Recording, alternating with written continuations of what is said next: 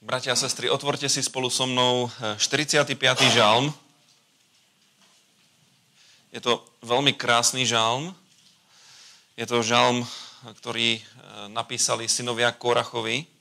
Je to vyučujúci žalm a je to žalm, ktorý je celý o Mesiášovi.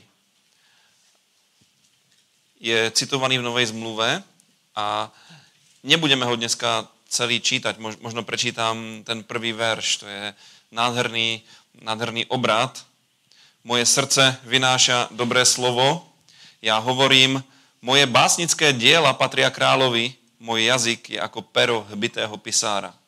A potom opisuje Mesiáša. Si krásnejší nad všetkých synov človeka, ľúbeznosť je rozliatá na tvojich rtoch, preto ťa požehnal Boh na veky. Pripáš si svoj meč na bedrá, statný hrdina. Ukáž svoje veličenstvo, svoju nádheru. Čo do tvojej nádhery, jazdi zdarne na slove pravdy a pokory a spravodlivosti, to ťa vyučí zázračným skutkom tvoju pravicu. Tvoje šípy sú ostré, národy padnú pod teba. Vniknú do srdca nepriateľov kráľových. Tvoj trón, ó Bože, stojí na večné veky, berla tvojho kráľovstva je berlou priamosti. A teraz prichádzame k 8. veršu, o ktorom chcem dneska kázať. Miloval si spravodlivosť a nenávidel si bezbožnosti. Preto ťa pomazal, Bože, tvoj Boh, olejom veselosti nad tvojich druhov. Amen. Toto je výrok, ktorý Nová zmluva jednoznačne vzťahuje na Pána Ježiša Krista, konkrétne 1. kapitola listu Židom. Môžete si ju prečítať doma, tam sa hovorí o božskosti Mesiáša, o božskosti Syna Božieho. A jeden z tých výrokov je práve citácia tohto 45. žalmu. A ešte raz to prečítam. Miloval si spravodlivosť a nenávidel si bezbožnosť, preto ťa pomazal, Bože, tvoj Boh, olejom veselosti nad tvojich druhov. Tu sa hovorí, že jednou z príčin pomazania Mesiáša bol jeho postoj. Jeho absolútne vyhranený postoj voči dobrému a voči zlému. A sú tu zmienené dve slovesa. Milovať a nenávidieť. Všetci vieme, čo tieto slovesá znamenajú a niekedy je to tak v kresťanskom živote alebo v tom, ako ľudia chápu kresťanstvo, že rozmýšľame iba v intenciách toho prvého slovesa milovať. Boh je láska, máme milovať Boha, máme milovať blížnych, všetci sa máme milovať, máme byť iba milí a milujúci. A niekedy zabudáme, že dokonalosť Božieho charakteru sa prejavuje v tom, že Boh predstavuje dokonalú lásku, ale zároveň aj dokonale nenávidí určité veci. A ten istý postoj a ten istý prístup chce od nás. V ľudskej spoločnosti je to väčšinou tak, že ľudia tiež milujú a nenávidia. Dá sa niekedy povedať, že viacej nenávidia ako milujú, ale túto svoju lásku alebo nenávisť orientujú iba na ľudí okolo seba.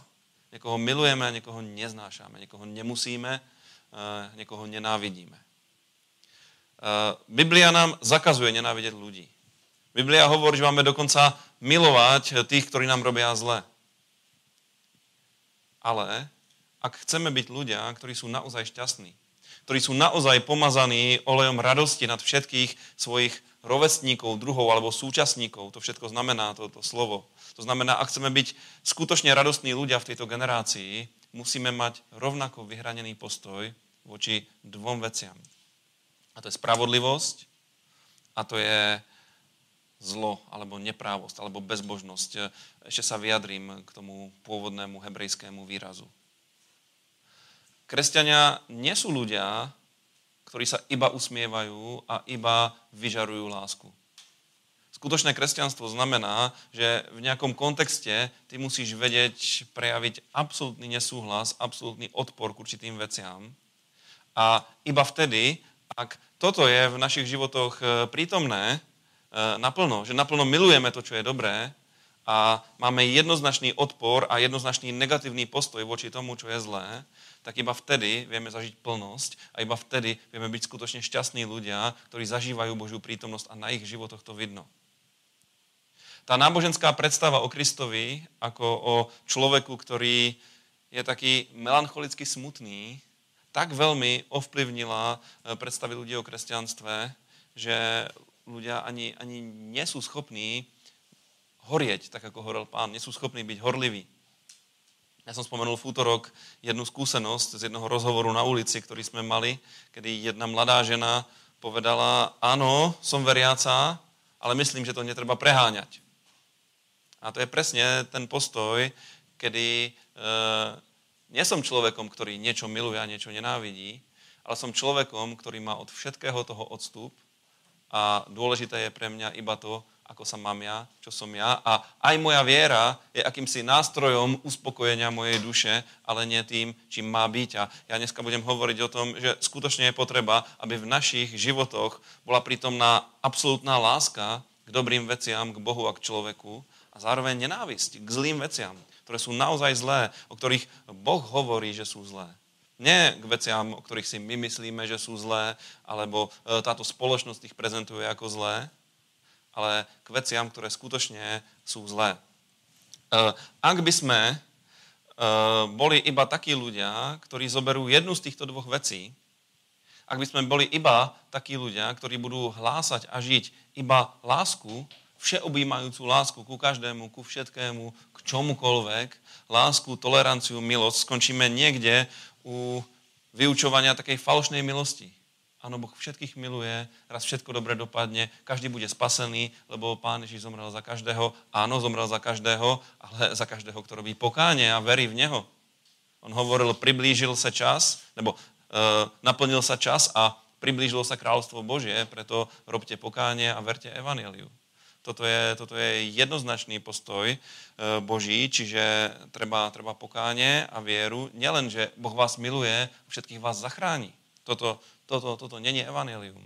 Boh miluje ľudí a chce všetkých zachrániť, ale záleží to aj od toho, ako ľudia reagujú na jeho volanie, na jeho lásku. Takže ak by sme hovorili len láska, skončíme niekde u tej hypermilosti alebo u takého absolútne tolerantného Boha. Na druhú stranu, ak by sme stále iba poukazovali a živili v sebe to, že tento svet je zlý, leží v zlom, že Boh nenávidí tento svet, Boh nenávidí hriech, hriešnika, to ináč nie je pravda, Boh nenávidí hriech a miluje hriešnika, alebo za hriešnikov Pán zomrel. Je napísané, že Kristus za nás zomrel vtedy, keď sme ešte boli hriešnici. On miloval nás ešte predtým, ako sme my milovali jeho, to je úžasná vec, ale keby sme kázali iba Boží hnev, iba absolútnu spravodlivosť, iba nenávisť k hriechu, tak čo budeme? Budeme totálni zákonníci. Mne sa veľmi páči, že Biblia je opravdová. Biblia je knihou absolútneho radikalizmu, v tom pozitívnom slova zmysle, a zároveň absolútnej rovnováhy. Si radikál lásky k dobrému a radikál nenávisti k zlému. Samozrejme, že tá nenávisť k zlému nevedie, podobne ako u Boha, k nenávisti voči ľuďom. Pozor, Boh miluje hriešníka. Či sa ti to páči, alebo nie, Boh miluje aj toho človeka, ktorý ti robí zle. Boh po nás chce odpúšťať, ale Boh po nás chce nenávidieť zle. A teraz budeme sa trochu venovať týmto dvom veciam. V podstate celú kázeň strávime tým, že budem hovoriť o tom, čo máme milovať a čo máme nenávidieť. A možno sa trošku viacej budem venovať aj tomu, čo máme nenávidieť, lebo si myslím, že v dnešnej dobe je to veľmi dôležité. Dnešná doba je prejemnelá doba. Je to taká doba, ktorá je takým veľkým kontrastom napríklad voči stredovekej bigotnosti. Voči času, kedy bola absolútna netolerancia, horeli hranice a nie len, že ľudia nenávideli to, čo je naozaj zlé v Božích očiach, ale nenávideli hociakú inakosť. Hej. My ako kresťania, ktorí veria v Bibliu a sú naplnení Duchom Svätým, my sme s najväčšou pravdepodobnosťou v stredoveku na tej hranici zhoreli tiež. Hej. Čiže dneska je zase doba absolútnej tolerancie a preto verím tomu, že Boh povoláva cirkev ako taký prorocký hlas, ktorý bude hovoriť nie všetko, čomu svet hovorí, že je dobré, tak je dobré. Sú veci, ktoré sú zlé, veci, ktoré ničia životy ľudí, hoci ľudia si to nie sú ochotní pripustiť a na to treba poukázať. Ale najskôr sa pozrieme na to, čo treba milovať. A keď poviem slovo milovať, tak myslím úplne milovať. Viete, láska v dnešnej dobe sa totálne zdevalvovala. Myslím si, že za to trochu môže americká kultúra, kedy to sloveso love je použité príčasto. s vecami, ktoré sú prkotiny. I love Coca-Cola. Milujem Coca-Colu. Dostalo sa to už aj to milujem. Dokonca niektorí ľudia povedia, to zbožňujem. Ale to predsa nie je láska. To, že ti niečo chutí, neznamená, že to miluješ. Mimochodom, je to nezdravé.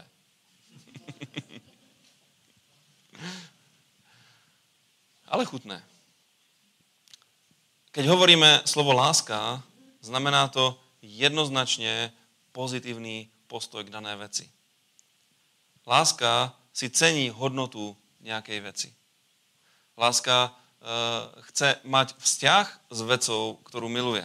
Samozrejme, ten Žalm 45.8, čo sme čítali, kde je napísané, miloval si spravodlivosť a nenávidel si bezbožnosti, tak tam je napísané, že miloval spravodlivosť. Spravodlivosť je veľmi dôležitý teologický pojem starej zmluvy.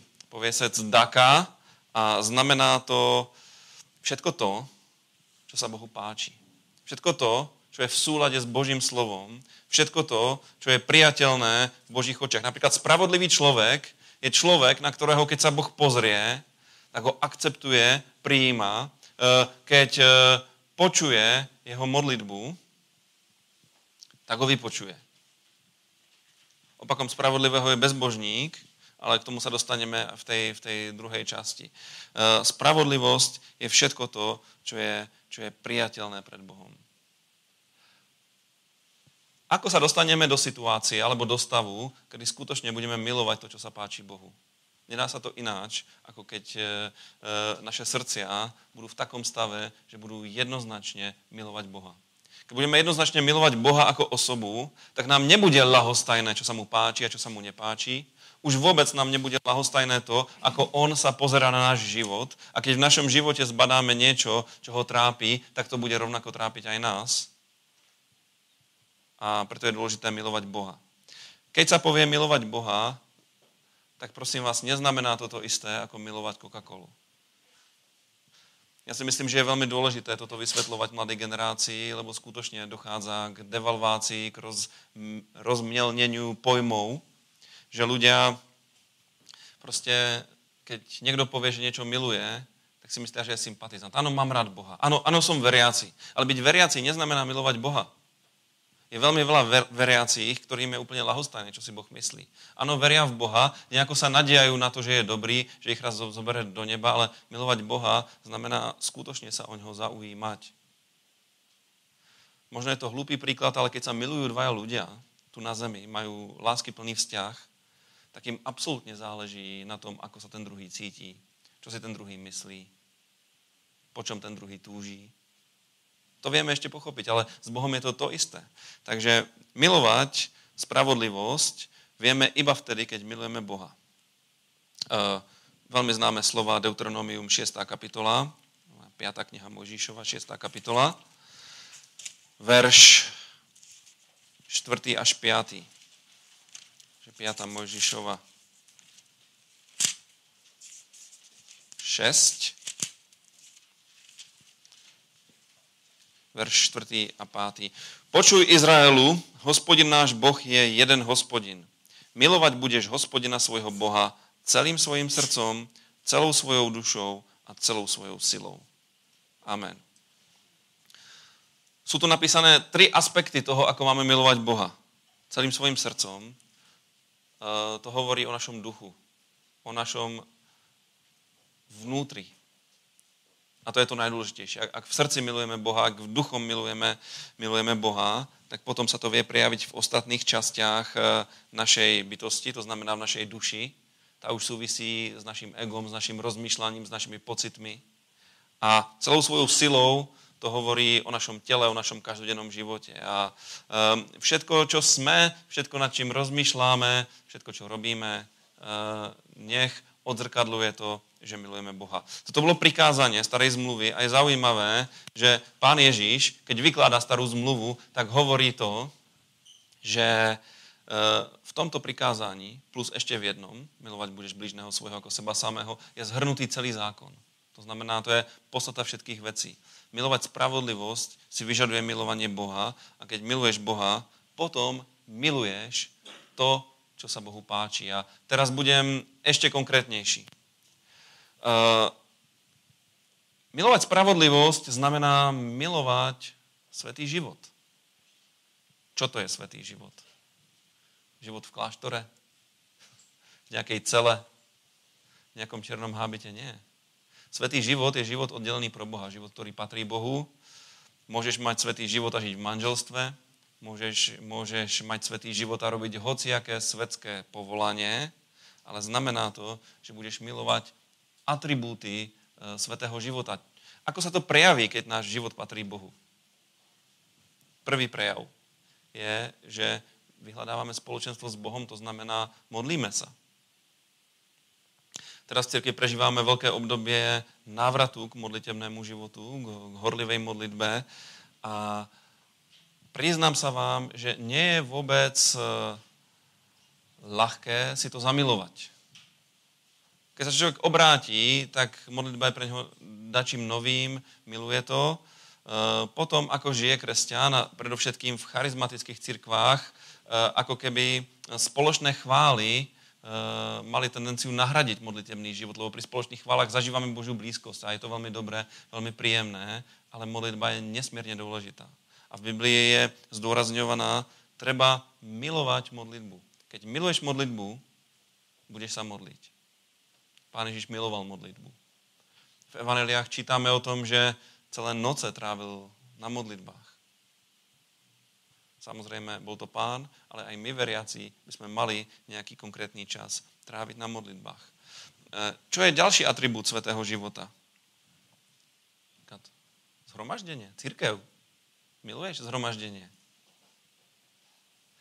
Ja veľmi chcem dosiahnuť to, aby sme chodili na zhromaždenia preto, že to milujeme a že si nevieme predstaviť nebyť na zhromaždení, lebo je to oveľa lepšie, ako chodiť na zhromaždenie zo strachu pred Božím súdom, že Pán ma potrestce, keď neprídem.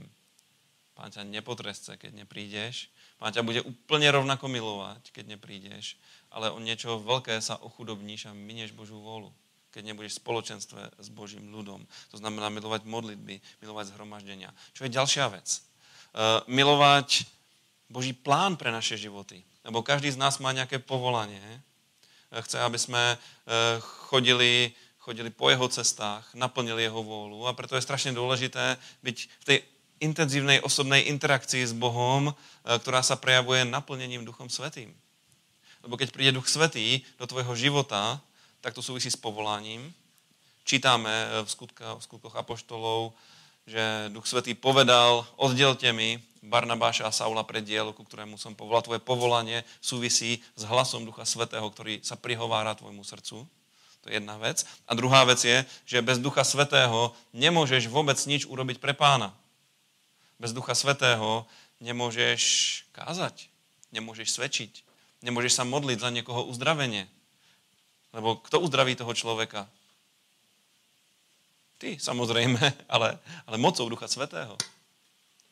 To je duchovný dar. To je znamenie, ktoré sprevádza tých, ktorí uveria. A kto sú tí, ktorí uveria? Tí, ktorí sa narodia, zvoria z ducha, vôjde do nich Duch Svätý a skrze ne Duch Svätý pôsobí. Myslím, že nastal čas znova zdôrazňovať, ako je Duch Svätý veľmi dôležitý a potrebujeme jeho plnosť, potrebujeme jeho silu, jeho prítomnosť. Ja som bol veľmi dojatý minulý týždeň, lebo sme mali doma takú jednu zaujímavú skúsenosť. Moja dcerka začala hovoriť v jazykoch a pre mňa to bolo veľmi ťažko predstaviteľné, lebo poznáte ju, aká je. Ona je puberťáčka už v 9 rokoch, má svoju hlavu, veľmi tvrdú hlavu, ale ona je tvrdohlava aj v modlitbách. Hej. A my sa zvykneme každý deň ráno, keď cestujeme do školy, modliť. Zhruba nejakých 10-15 minút nám trvá cesta do školy a my sa modlíme vtedy. A Sofinka už sa asi rok modlí, popri tom, že sa modlila za to, aby mala ďalšieho súrodenca, čo sa jej splnilo, tak sa modlila aj za to, aby mohla hovoriť v jazykoch. Lebo ju to proste zaujalo a kedysi dávno som ma pýtala, čo to je, tak som jej povedal, tak ona sa začala modliť, aby mohla hovoriť v jazykoch. A ja som si furt hovoril, že proste ten čas príde, že je ešte malá, že ako by to mohla toto prijať. No a postavila ma pred hotovú vec a povedala mi, Ocko, kedy už sa za mňa pomodlíš, aby som sa modlila v jazykoch. Tak som to furt nejako odkládal, hovorím to na svoju hanbu. Ale minulý týždeň asi v 9:30 večer, keď som ju posielal spať, vravela, oco, kedy už sa za mňa pomodlíš, kedy už na mňa položíš tie ruky. Tak som vravel, dobré, tak to spravíme. V ten moment, ako som povedal, že to spravíme, do mňa vošla viera. Normálna viera, že ona bude hovoriť v jazykoch. Nechápem, ako, a tak som jej vysvetlil, lebo je to malé dieťa, nemal som čas vysvetľovať tej teológiu. Tak som jej povedal, aké to je, že Boh to zaslúbil, že povedal, že keď ho budeme prosiť o Ducha Svätého, tak nám ho dá. Že keď ho prosíme o chlieb, tak nám nedá kameň, keď ho prosíme o rybu, tak nám nedá hada. Som jej to takto vysvetlil, že sa pomodlíme. A Biblia hovorí, že Boh jej dá Ducha Svätého. A že sa to prejaví tým, že bude hovoriť v jazykoch a že tomu nebude rozumieť tomu, čo hovorí. Tak som na ňu položil ruku, pomodlili sme sa. Chvíľku bolo ticho a potom strašný plač. Začala plakať. Vraví, ocko, niečo sa deje, ale ja nič nehovorím. Prečo nič nehovorím? Cítila Božiu prítomnosť, ale nič nehovorím.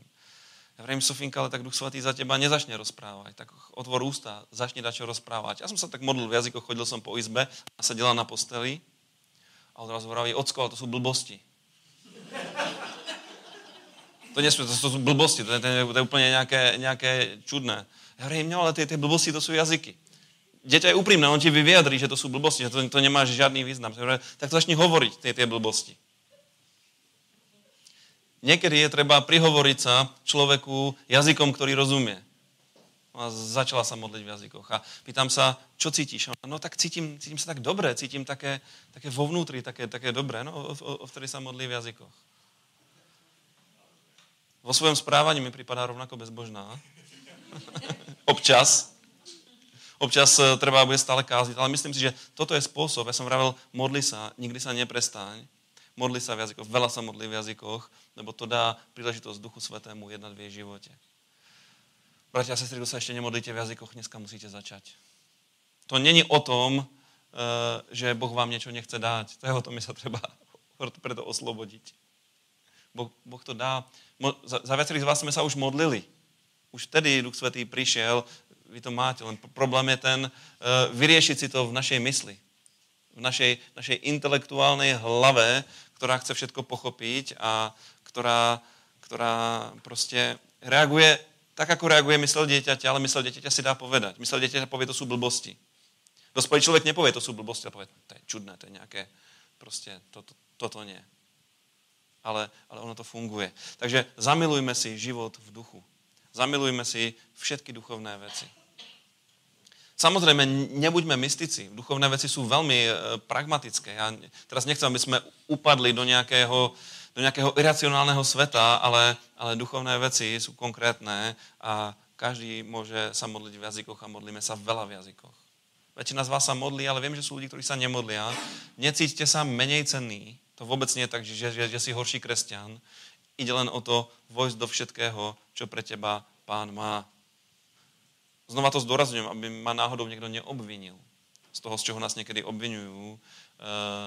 Človek je spasený aj bez modlenia v jazykoch. Biblia hovorí, že či sa všetci jazykmi modlia, ale to nehovorí o tom, že nie je Božia vôľa, aby sa všetci modlili jazykmi. Ja hovorím to, čo hovorí apoštol Pavol, a on hovorí, chcem, aby ste sa všetci modlili v jazykoch. A ešte hovorí, ďakujem Bohu, že sa viac ako ostatní modlím v jazykoch, lebo je to zdroj obrovskej duchovnej sily a posvetenia, požehnania, ovládnutia našej reči. Je to veľmi dobré. Takže milujme toto. Milujme modlitbu, milujme zhromaždenia, milujme duchovný život. Milujme to, keď je kázané slovo.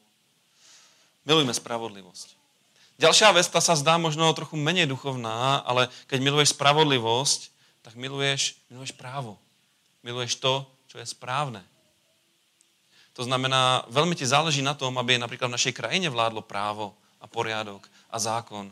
Aby sa diala spravodlivosť, aby súdy spravodlivo posudzovali veci, aby policajti naháňali toho, koho majú naháňať a nie ľudí kvôli hlúpostiam, keď zle zaparkujú alebo volačo, trošičku prekročia rýchlosť.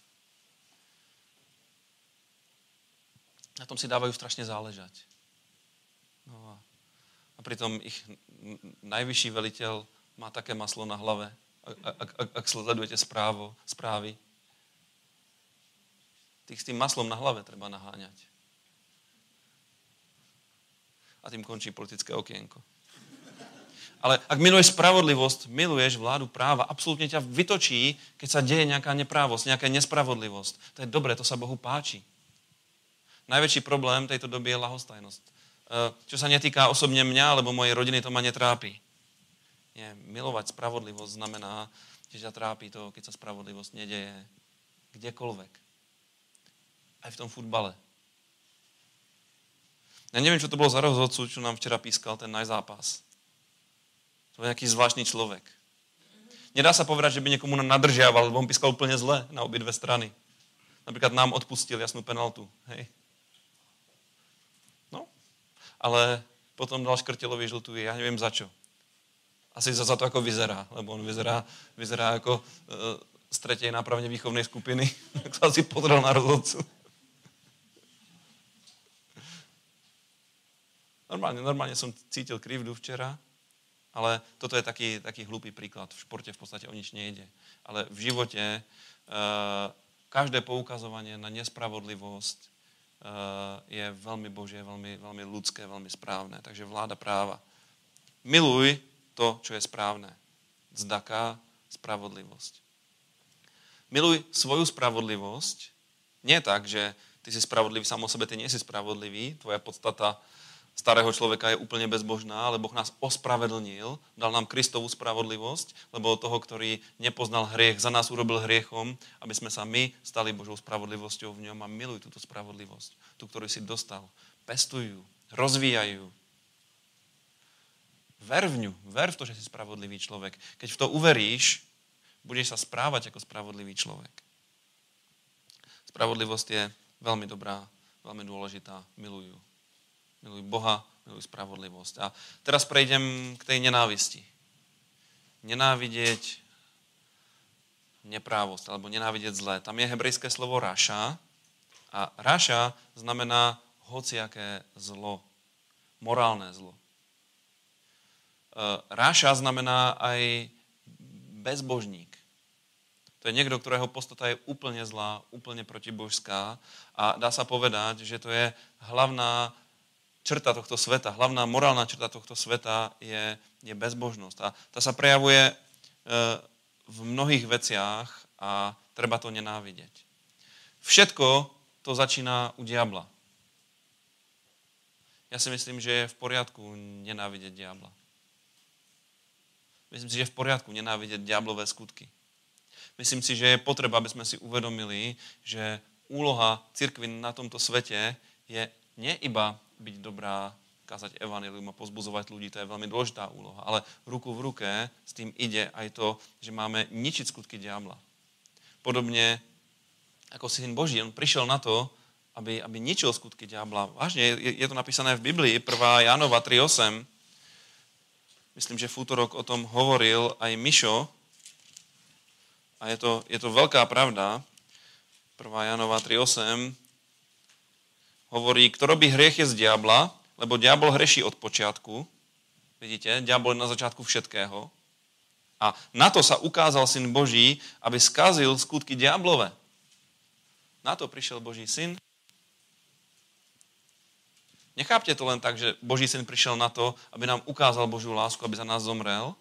To je veľká pravda, ja na to hovorím amen, ale prišiel aj na to, aby ničil skutky diabla.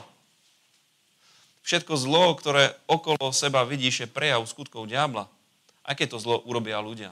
Ale urobia ho preto, lebo sú pod satanským vplyvom, do ktorého sa dostali už kedysi dávno v raji, keď Adam s Evou počúvli hada. A odvtedy to s ľudstvom vyzerá tak, ako to vyzerá a stupňuje sa to. Zlo sa stupňuje. Dá sa povedať, že naša civilizácia sa správa úplne samovražedne. Je to iracionálne, ale je to tak a za tým všetkým je diabol. A Pán Ježiš prišiel skaziť skutky diabla a nás povolal, aby sme išli a boli poslaní rovnako, ako Otec poslal Ježiša, tak Ježiš posielal nás a úlohou tvojho života je kaziť skutky diabla. Poprvé, v tvojom živote, v tvojej mysli, v tvojom srdci, v tvojich skutkoch a potom v živote ľudí okolo teba. Keď sa modlíš za uzdravenie chorého človeka, kazíš skutky diabla. Keď niekomu kážeš evanjelium, kazíš skutky diabla. Keď niekomu prejavíš lásku, milosrdenstvo, súcit, kazíš skutky diabla. Diabol chce, aby si ľudia prejavovali tvrdosť, nenávisť, odpor. Nie. Treba kaziť skutky diabla. Začni nenávidieť to, čo diabol robí ľuďom a v tvojom živote sa to stane obrovskou motiváciou preto s tým, na čo urobiť. Ešte jeden veľmi známy verš si prečítajme, Skutky 10:38. To je môj veľmi obľúbený. V istom čase som na ňo kázal skoro každú kázeň, Skutky 10:38. Tu je napísané, to je Petrova kázeň v Kornéliovom dome. A Peter hovorí o Ježišovi z Nazareta, ako ho pomazal Boh Svätým duchom a mocou, ktorý prešiel zem, dobre činiac a uzdravujúc všetkých, ktorí boli premožení od diabla a držaní v jeho moci, pretože Boh bol s ním. Halelúja. Takže Boh bol s Petrom, Peter chodil, pomazaný Svätým duchom, dobre robil a uzdravoval všetkých, ktorých utláčal diabol. Za zlom je diabol, za všetkým dobrým je Boh. A keď je niečo, čo vyzerá ako dobro, v skutočnosti je to zlé, tak za tým je tiež diabol, lebo sa prezlieka za anjela svetla. Takže toto treba nenávidieť, k tomuto sa treba úplne jednoznačne postaviť a všetky skutky diabla nenáviť. Nenáviť. Každú chorobu nenáviť. Úplne sa jej vzopri. Nepríjmi ju za Božiu vôľu. Ak ťa niečo začne bolieť, tak nepovedz, Pane, ďakujem ti, že ma dačo bolí. Nie. Úplne to nenáviť. Povedz, to nechcem. Bože, nech to odíde z môjho života. Čokoľvek zlé. Akýkoľvek tlak a stres. Počúvajte, tlak a stres niekedy patrí k životu. Hej. Občas sa v cirkvi dejú veci, ktoré nám, čo cirkev vedieme, totálne zmenia emocionálny stav. Včera večer sme niečo veľmi dôležité riešili, ešte aj dneska ráno. Nespalo sa mi veľmi dobre. Patrí to k životu, že človek sa občas dostane do nejakého stresu, ale ten stres nie je od Boha. Ten stres je od diabla. Patrí to k životu, lebo je to kvôli nejakej nedobrej veci, ktorú treba vyriešiť a trápi ťa to. To je úplne normálne, keď ťa trápi zlo, ale musíš to vedieť vyriešiť s Bohom a musíš vedieť povzniesť sa nad všetko zlé, čo by ťa chcelo gňaviť. Aj v službe. Ja si nemyslím, že keď Pavol povedal, že sa trápi starosťou o všetky zbory, že táto starosť by ho úplne zožierala. Je to v poriadku, že máš o niečo starosť. Keď máš deti, máš o ne starosť. Keď pošleme teraz v lete deti zase samé na tábor, tak asi budeme mať trošku starosť, ako to tam prežijú.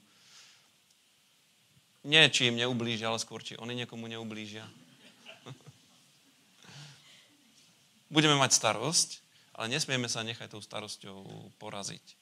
Písmo hovorí, neustarostujte sa žiadnou starosťou. Takže buďme silní, buďme ľudia, ktorí nepríjmú zlé veci do svojho života. Veci sa tlačia do našich životov. Nie dobré veci. To je realita. Žijeme v zlom prostredí. A či už sú to alergény, baktérie alebo niečo duchovné, tlačí sa to, ale potrebujeme sa proti tomu vzoprieť a veľmi záleží na našom vnútornom postoji. Nenáviď zlé. Nenáviď zlé. Nie je to o tom, že sa skrýváš pred nejakou tvrdou realitou. To mi nehovor, to nechcem počuť. Nie, ty sa stav čelom k problémom, ale nenechaj sa nimi poraziť, pohltiť a prosím ťa, rieš ich. Takže nenávidieť zlé, nenávidieť to, čo robí diabol. Ďalšia vec, čo treba nenávidieť, je hriech. Vážne. Hriech treba nenávidieť. Podľa môjho názoru sa nedá hriech poraziť ináč, takže ho nenávidíš. Niektorí ľudia bojujú s hriechom, vedia, že hriech je zlý, ale majú voči nemu, ak nie je postoj lásky, tak minimálne taký ľahostajný postoj. Hriech musíš nenávidieť. Áno, urobí to z teba fanatika, urobí to z teba človeka, ktorý vypína televízor. Ja nenávidím hriech a nenávidím zlé. Viete, čo som si všimol na sebe? Ja mám rád filmy, veľmi. A všimol som si jednej veci, že keď nejaký film sa veľmi dobre vyvíja, hej, napríklad keď je film vystavený, príbeh vystavený tak, že nejakí dvaja ľudia sa do seba zalúbia, založia rodinu, ale ty v duchu vieš, že celý ten film bude o tom, že príde niečo zlé a potom celý ten film sa to bude riešiť. Ja to nemám rád. Ja mám rád, keď veci idú dobre. Ja mám rád také filmy, kde sa ide za nejakým cieľom a riešiš problém za problémom a graduje to a je to lepšie a lepšie a lepšie. A sú niektoré príbehy, ktoré na začiatku je to veľmi dobré, potom sa to celé pokazí a celý film je o tom, ako sa dostávajú z tých zlých vecí. Vy viete, čo nemám rád? Keď je nejaký film, nejaký príbeh a teraz je tam taká zlá osoba, ktorá začne intrigovať. A teraz zosnuje nejaký zlý plán a potom ja vidím, ako ho uskutočňuje, hej, nejakú tú intrigu, ja to musím vypnúť. Ja to neznášam. Ja to neznášam. Ja mám rád dobré príbehy. Hej. A to už vôbec nehovorím o hriechu, ktorý je dneska úplne zobrazovaný a pomalu sa skoro na nič nedá pozerať, ale dneska, keď som si pripravoval túto kázeň, ja som si uvedomil, že to je presne o tom, že miluješ spravodlivosť, nenávidíš neprávosť. Ja skoro nemôžem čítať noviny bez toho, aby som sa nenaštval. Včera som si prečítal, že jeden významný podnikateľ, asi ste to čítali, bratislavský, ktorého meno je teraz veľmi otriasané, lebo v jeho byte býva pán premiér, pravidelne posiela peniaze Kaliňákovi. Obrovské častky. Teraz zrejme pôjde do väzenia jeden asistent poslanca za SAS, lebo pracuje v banke a urobil výpis Kaliňákovho účtu. Čo samozrejme nesmie sa. Hej. Ale vyšlo to von. To je strašné. To je do neba volajúce. A ľudia by sa podľa mňa mali vzbúriť, len nech sa nevzbúria tým spôsobom, ako sa vzbúrili v posledných voľbách. No a viac k tomu nepoviem, lebo som si slúbil, že nie. Nenáviď hriech, nenáviď neprávosť. Nenáviď to. Lukáš, 13. kapitola.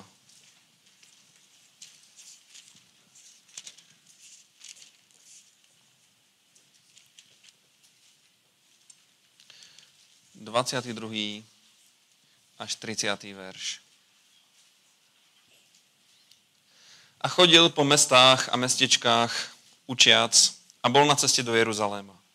A kto si mu povedal, Pane, či je málo tých, ktorí budú spasení? A on im povedal, snažte sa vojsť tesnou bránou, lebo mnohí, hovorím vám, budú hľadať vojsť, ale nebudú môcť. Lebo od tej chvíle, keď vstane domáci pán a zamkne dvere, začnete vonku stáť, klopať na dvere a hovoriť, Pane, Pane, otvor nám. A odpovediac, povie vám, nepoznám vás, odkiaľ ste. Vtedy začnete hovoriť, jedávali sme pred tebou a pili a na našich uliciach si učil. A povie, hovorím vám, nepoznám vás, odkiaľ ste, odstúpte odo mňa, činitelia neprávosti. Všetci činitelia neprávosti. Amen. Ešte iný príbeh, ako za pánom prídu, Pane, či sme v tvojom mene nevyháňali veľa démonov a neuzdravovali a nerobili mocné skutky.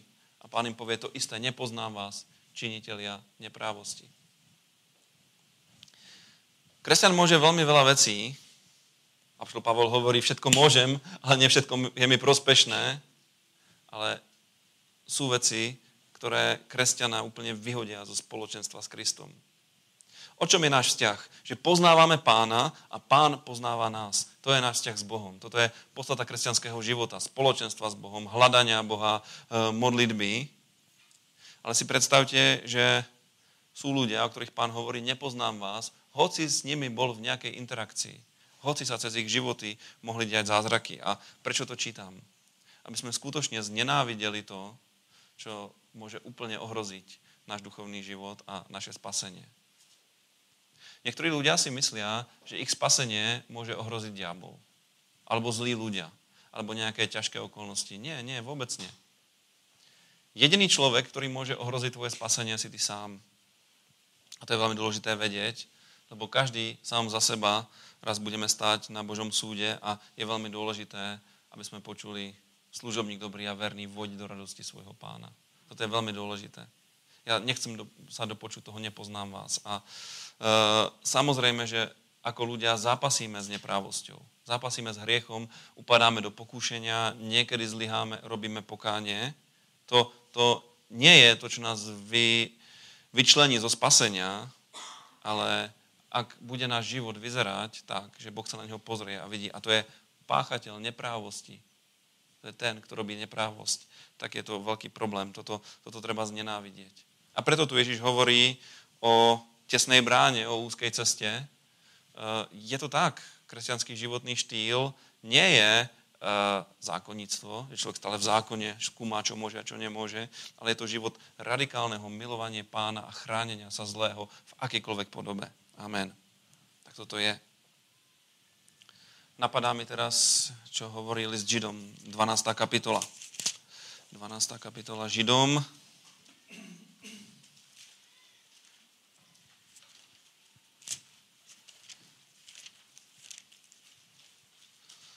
Tu začína veľmi pekne, že keď máme veľký oblak svedkov okolo seba, máme odložiť každé bremeno a každý ľahko obklúčujúci hriech a s vytrvalosťou bežať, ten beh o závod, a hľadiť na veľvodcu a dokonávateľa našej viery. Toto je veľmi dôležitý text, ale ja chcem upozorniť na 4. verš.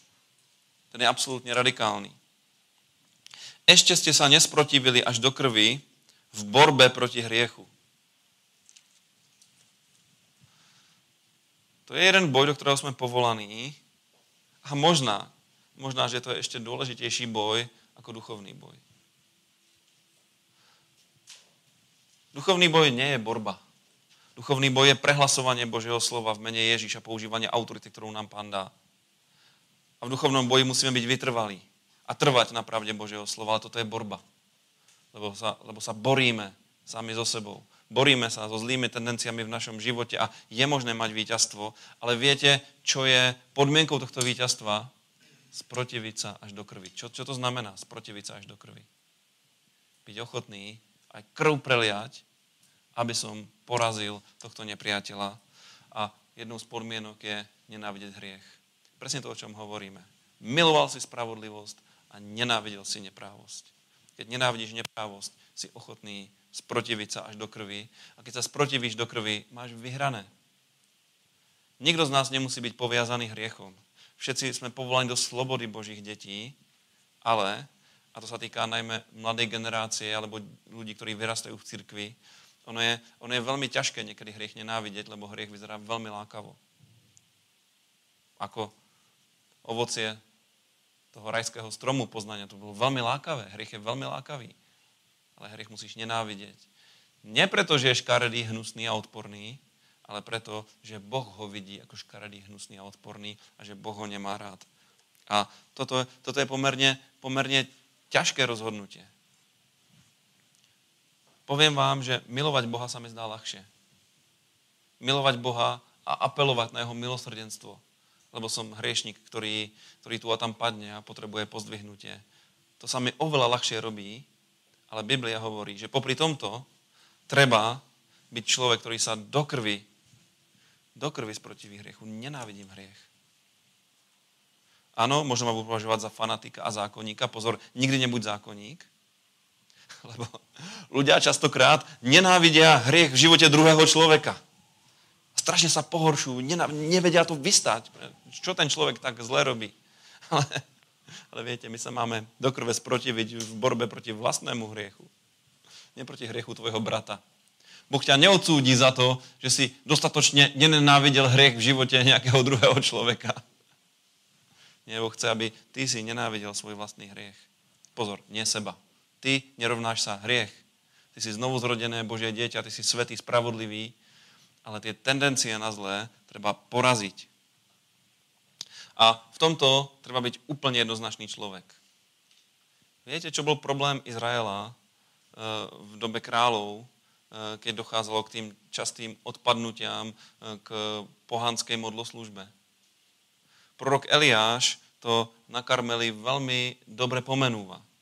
Poznáte ten príbeh, keď tam sa boril s Bálovými prorokmi a robili tú súťaž. Kto je Boh, kto odpovie ohňom. Eliáš vyhral, ale na začiatku mal príhovor k Izraelu a hovorí im, ako dlho ešte budete krývať na obidve strany. Ako dlho ešte? Áno, sme Boží ľud, patríme Pánovi, vzývame Hospodina, ale občas nejakého toho balíka, alebo tú aštartičku doma máme, že pre šťastie, že sa nepovedalo. To je taká kultúra Kanánu. Tak sme tu doma, patrí sa to. Ľudia takto argumentujú. Sú kresťania, áno, ale naša kultúra, naše národné dedičstvo, ľudové zvyky, alebo povery skôr. Ako dlho ešte budete krývať na obidve strany? Nechápte ma tak, že ja si teraz myslím, že vy tu krývate na obidve strany. Vy ste spravodliví, svätí, jednoznační, horiaci, veriaci. Ja to nehovorím ako slovo súdu. Ja to hovorím na dokreslenie toho, čo to znamená milovať spravodlivosť a nenávidieť neprávosť. Toto je to, o čo mi ide. A Biblia po nás chce úplne jednoznačný postoj, lebo vopred to poviem, lebo cítim, že ste obledli všetci. Vopred poviem, že toto vedie k pomazaniu. Toto vedie k pomazaniu radosti. Toto vedie k šťastnému životu.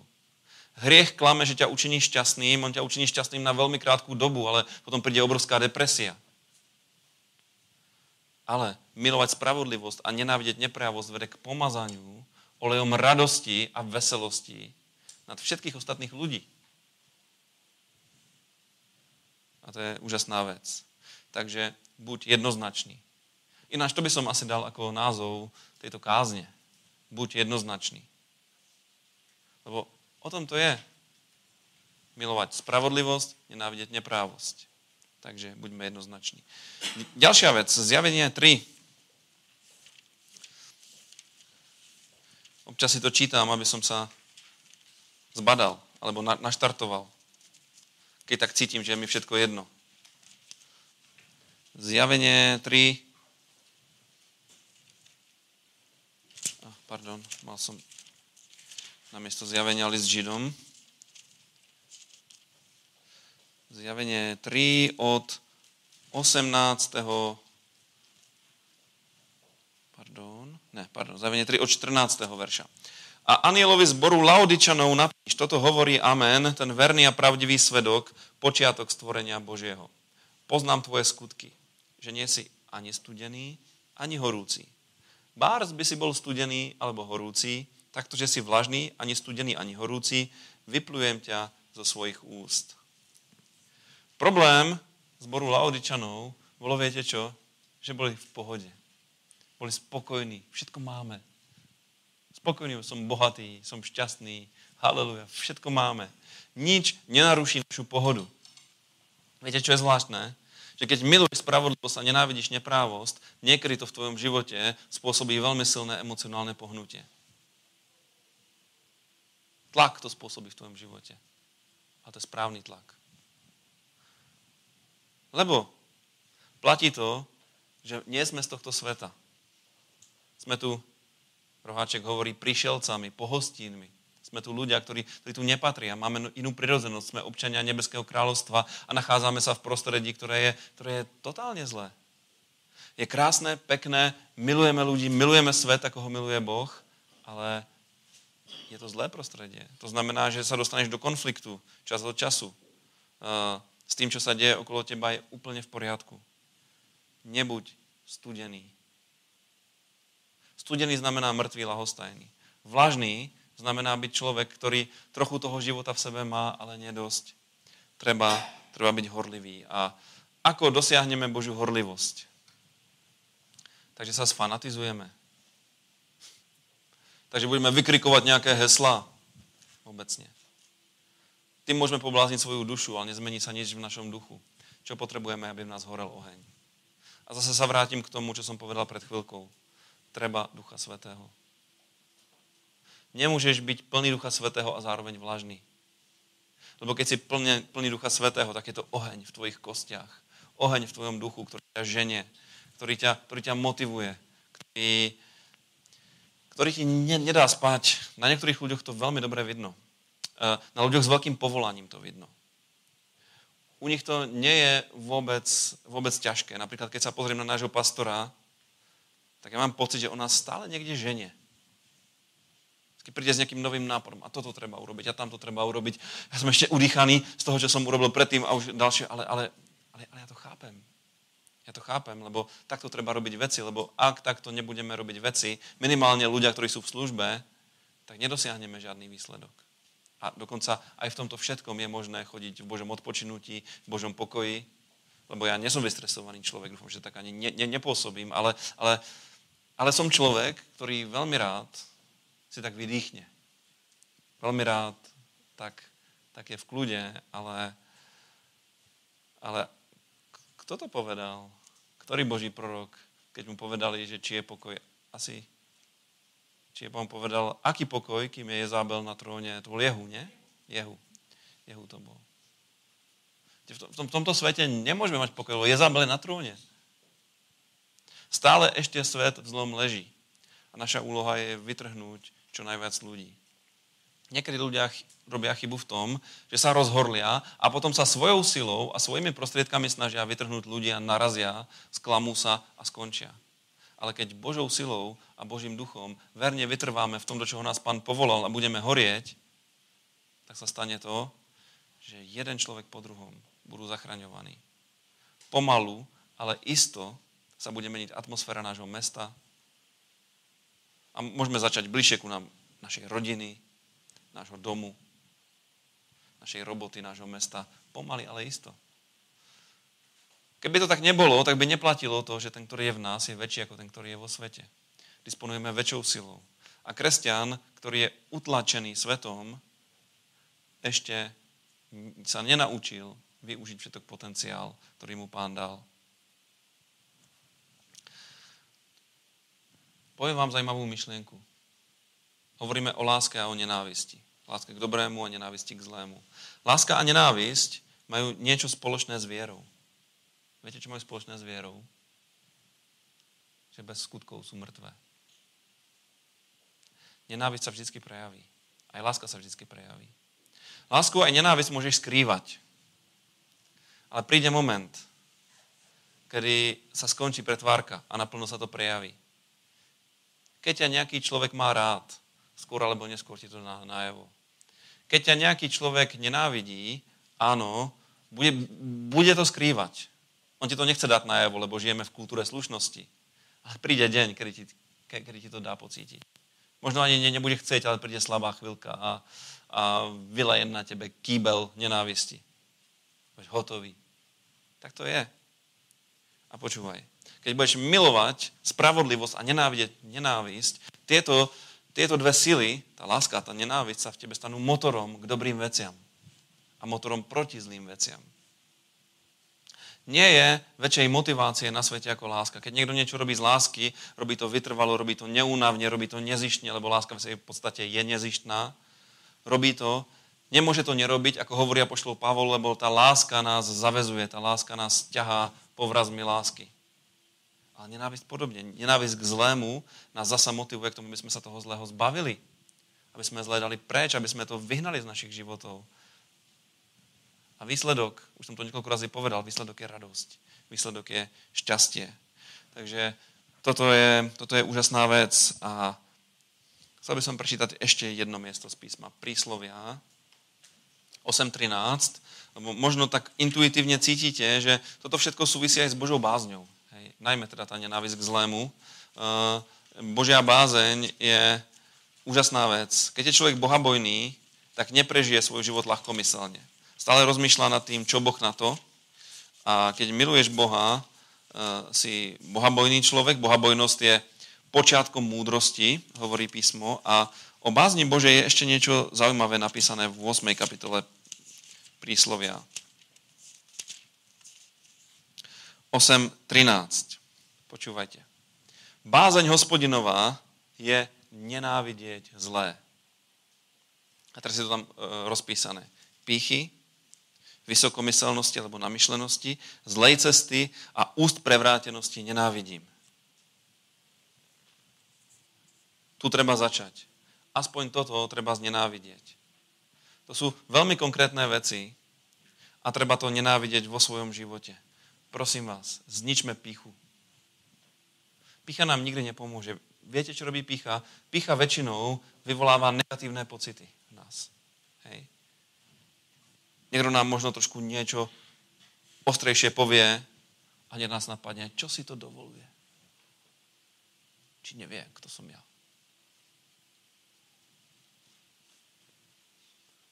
Alebo ako je možné, že práve ja toto zažívam. Čo som komu urobil? Nebuď pyšný. Nebuď vysokomyselný. Ešte vysokomyselnosť, okrem namyslenosti je to, že stále človek rozmýšľa, že mu nič nie je dobré. Áno, existuje svätá nespokojnosť a prosím vás, nebuďte spokojní, kým nebudeme mať veľký napredujúci zbor. To sú dobré veci, to sú vízie. Hej. Ale niekedy sú ľudia takí nepríjemní, že nad všetkým ohrnú nos. Nenáviďme to, lebo to spôsobuje veľmi veľa utrpenia a zla na svete. Zlá cesta.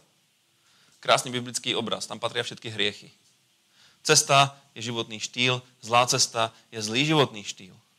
Zlé skutky, zlé rozhodnutia, zlá cesta.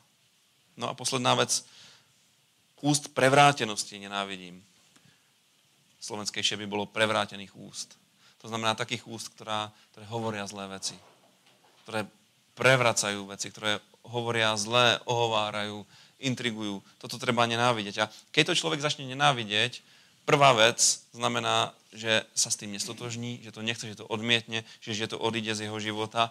A tiež to znamená, že svoj život nespojí s ľuďmi, ktorí sú charakterizovaní týmito vlastnosťami. Že bude hľadať takých ľudí, ktorí sú spravodliví. A tým som vás chcel veľmi zo srdca povzbudiť, aby ste mali tento postoj. Neboj sa toho, že ťa niekto označí ako fanatika. Neboj sa povedať zlému zlé. Mne sa to veľmi páči na mojich deťoch, hoci ma niekedy dostávajú do prekérnych situácií, lebo moje deti sú také, že hovoria, čo si myslia. A ja im nejako v tom nebránim, občas teda schytajú, lebo sú aj drzé, ale väčšinou hovoria dobre. A vždy, keď k nám príde nejaká návšteva z rodiny, neveriaci ľudia, tak deti si neberú servítku. Deti ich pokarhajú za každým, keď zoberú meno Bože nadarmo. Keď počujú niečo o smilstve, že máme aj v rodine ľudí, ktorí žijú nezosobášení spolu a tak, že to je hriech, povedia, to je hriech. Úplne otvorene, ja potom vravím, počúvajte vy inkvizitori, musíte ich trochu nechať, aby k nám aj prišli o tom na budúce. Hneď v hlave sa odohráva, čo si asi tí ľudia o nás myslia, ale tie deti majú pravdu. Tie deti nenávidia zlé. Samozrejme, mohli by nenávidieť aj také hriechy, ako je neposlúchanie, zdúvanie sa, rebelovanie a tak ďalej, ale aspoň v niečom to v nich pracuje a mne sa to veľmi páči a nevravím, že máme byť drzí. Že každému hriešníkovi, ktorého stretneš, vchrstneš do očí, aký je hriešník. To není správne. Hej? Ale maj nenávisť k zlému v sebe a miluj ľudí. Tí hriešnici sú takí istí hriešnici, ako si bol ty predtým, ako si poznal Pána. Preto miluj ľudí. Milovať spravodlivosť znamená aj byť plný Božej lásky k strateným ľuďom. Buď ochotný kvôli tým ľuďom sa niečoho vzdať, obetovať, nechať si vynadať, nechať sa vysmiať. Buď ochotný, ale zároveň nenáviť zlé. Viete, čo je niekedy veľké osídlo? A ešte k tomu by som sa chcel vyjadriť, že niekedy ľudia, u neveriacich ľudí vo svete, sa stretnú s väčšou mierou slušnosti, ľudskosti, porozumenia na duševnej úrovni ako v cirkvi. To je úplne normálne. Pochopte, že kresťania sa väčšinou rekrutujú z ľudí, ktorí mali nejaké problémy, mali nejaké životy a teraz sa stretli s Božou milosťou, obrátili sa. Sú znovu zrodení, poznajú pravdu a stále sú to duše, ktoré sú pod vplyvom určitého prostredia, v ktorom vyrastali a tak ďalej. Sme rôzni, každý máme rôznu povahu, niekedy sa vieme aj povadiť a niekedy aj v cirkvi sa stretneš s vecami, ktorými sa napríklad nestretneš u svojich svetských priateľov, lebo sú to slušní ľudia na úrovni, ale počúvaj, stále musíš hľadať na podstatu. Lebo tí nedokonalí veriaci, spoluveriaci, ktorí sú tu teraz s tebou, sú ľudia, ktorí sú spasení, ktorí milujú spravodlivosť, nenávidia neprávosť, sú znovu zrodení a to o neveriacich ľuďoch nemôžeš povedať. Nemôžeš povedať, preto nebuďme duševní, ale buďme duchovní. Áno, a ja poznám niekoľko neveriacich ľudí, ktorých si veľmi vážim, rád s nimi trávim čas, rád sa s nimi porozprávam, no sú to skutočne ľudia na úrovni, povedzme aj vysokých morálnych kvalít, ale nie sú spasení. A práve preto, že milujem spravodlivosť a nenávidím neprávosť, tak si uvedomujem, že pôjdu do pekla a strašne je mi to ľúto a veľmi rád by sme sa obrátili a toto je treba, aby bolo v našich životoch. Takže, ak chceme byť pomazaní olejom radosti nad všetkých našich rovesníkov, ak chceme byť šťastní ľudia, ktorých nebudú trápiť ani výčitky svedomia, ani nebudú zažívať nejaké katastrofy a pády vo svojich životoch, ak chceme byť ľudia, ktorí stále budú zažívať Božiu priazeň a radosť Pánovu, tak treba byť jednoznačný. Milovať, čo je dobré a nenávidieť, čo je zlé. A k tomu som vás dneska chcel povzbudiť. Je to jednoduchý biblický princíp, ale v tejto postmodernej, humanistickej dobe ho treba stále znovu a znovu oprášiť. Boh miluje každého jedného človeka. Miluj svet, miluj ľudí. Ale nemiluj to, čo je za tým. Viete, že Biblia hovorí, že Boh tak miloval svet a potom hovorí, ľudia, nemilujte svet. Hej. Svet ako svetskosť, svet ako životný štýl. Takže vás pozbudzujem, milujte, čo je spravodlivé a nenávidte, čo je zlé. Do nášho života patrí aj nenávisť. Toto by ste možno v kostele nepočuli, ale v Biblii je to napísané. Miluj hriešníka, nenáviď hriech, budeš šťastný človek. Amen. Poďme sa pomodliť.